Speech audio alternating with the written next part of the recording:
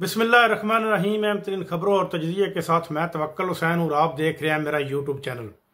बहुत सी अहम खबरें हैं जो हम आपके साथ शेयर करने जा रहा हूँ और उनके ऊपर थोड़ा थोड़ा तजज़िया भी करेंगे और आप समझ जाएंगे कि हुकूमत और अपोजिशन और मुक़्तदर हलकों में आजकल क्या चल रहा है। एक तो मैं एक बावसूख ज़राए से आपको वाज़ेह करता चलूँ कि मियाँ नवाज शरीफ मज़ीद 3 महीने तक पाकिस्तान में रहेंगे, इससे ज़्यादा वो पाकिस्तान में नहीं रहेंगे। उसकी वजह यह है कि चीफ जस्टिस जो है काजी फाइज ईसा, इसकी मुद्दत मुलाज़म तो है वो नवंबर में ख़त्म हो रही है और इसके ख़त्म होते ही वो पाकिस्तान से पहले, इसके ख़त्म होने से पहले पहले वो पाकिस्तान से लंदन चले जाएंगे। क्योंकि जब पहली दफ़ा हुकूमत शहबाज शरीफ की आई थी, हमजा वज़ीर आला बना था, फिर भी वो पाकिस्तान में नहीं आए थे। लेकिन जो ही चीफ जस्टिस काजी फाइज ईसा ने अपना मनसब संभाला तो वो पाकिस्तान आए, क्योंकि इन दोनों का आपस में बहुत बड़ा गठजोड़ है। और अब काजी फाइज ईसा ने जो फैसला किया है कादियानियों के खिलाफ, उससे जो मजहबी जमातों में एक इंतशार पैदा हुआ है, इससे काजी फाइज ईसा की इज्जत भी खतरे में महसूस हो रही है, बल्कि उसकी जिंदगी को भी खतरा महसूस हो रहा है। अब काजी फाइज ईसा को यह समझ आ चुकी है कि पाकिस्तान की अवाम, पाकिस्तान की मजहबी जमातें मुझे ज़्यादा देर तक कबूल नहीं करेंगी।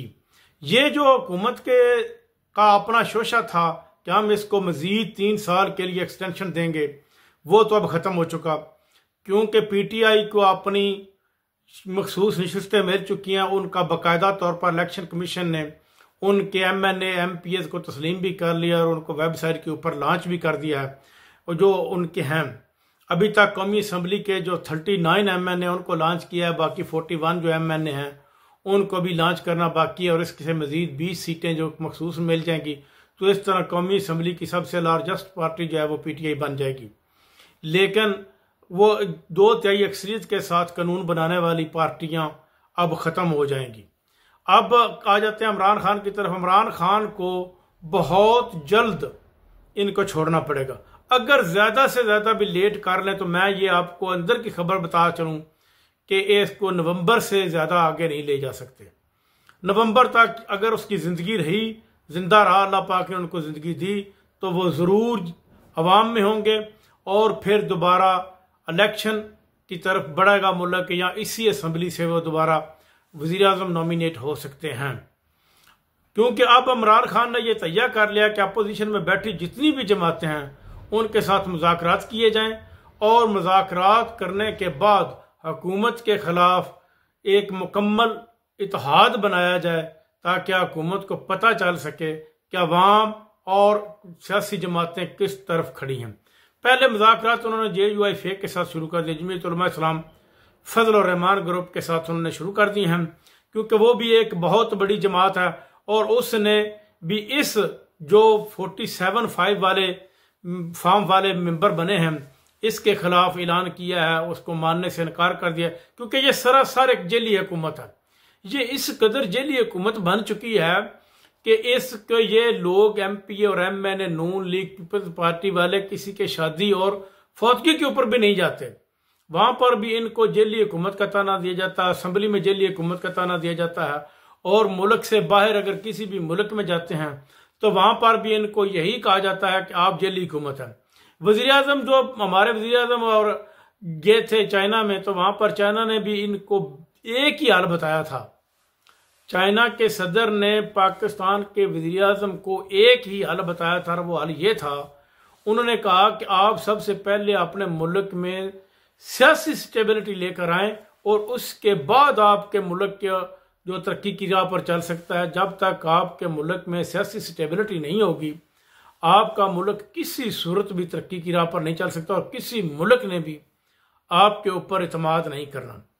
और ये इतमाद की फ़ज़ा अगर आपने काम करनी तो मुल्क में ऐसे साजगार हालात पैदा करने हैं कि जिससे बैरूनी इन्वेस्टर मुल्क में आए, उनको तहफ़्फ़ुज़ हो, उनकी हिफाजत की जाए, तो फिर मुल्क आगे बढ़ सकता है।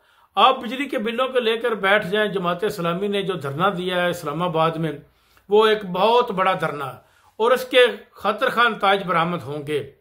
अगर अब भी हुकूमत ने होश के नाखा ना लिए और इस बिजली के बिलों को ख़त्म ना किया, जिसमें IPPs सबसे मेन किरदार अदा कर रहे हैं।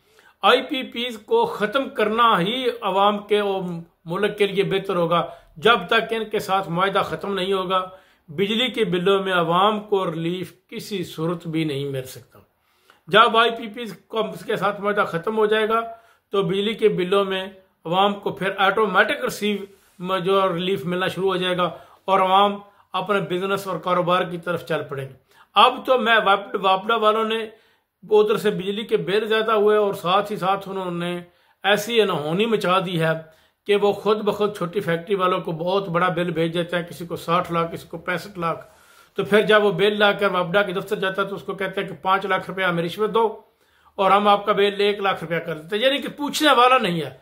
हर महकमे को ये पता है कि हमारे ऊपर बैठी हुई हुकूमत एक चोर हुकूमत है और एक 2 नंबर तरीके से बनाई गई हुकूमत है। अवाम के वोटों से नामजद होकर नहीं है, अवाम को इनके साथ कोई सरोकार नहीं और ना ही हुकूमत को अवाम के साथ किसी किस्म का सरोकार है। इसलिए हर महकमे वाले जो है, पुलिस से लेकर वापडा तलीम, हर महकमा जो है करप्शन में मुबतला हुआ है और पे दर पे करप्शन कर रहे हैं और अपने जेबों में माल भर रहे हैं। मुल्क जो है वो इस वक्त 1947 से लेकर आज तक जितनी इमिग्रेशन माइग्रेशन मुल्क में अब हुई है, इतनी 1947 में हुई थी। लोग जौक दर जौक, रुपये दर पे बैरून मुल्क आबाद होने के लिए तैयार बैठे और जा रहे हैं। वहाँ पर अपना बिजनेस सेट कर रहे हैं और वहाँ पर अपना इंजीनियर, डॉक्टर, पढ़े लिखे, IT स्पेशलिस्ट सब के सब बैरून मुल्क जाने के लिए तैयार बैठे हैं। अब तक के लिए इतना ही। अगले ब्लॉग तक मैं आपसे इजाज़त चाहूँगा। अल्लाह हाफ़िज़।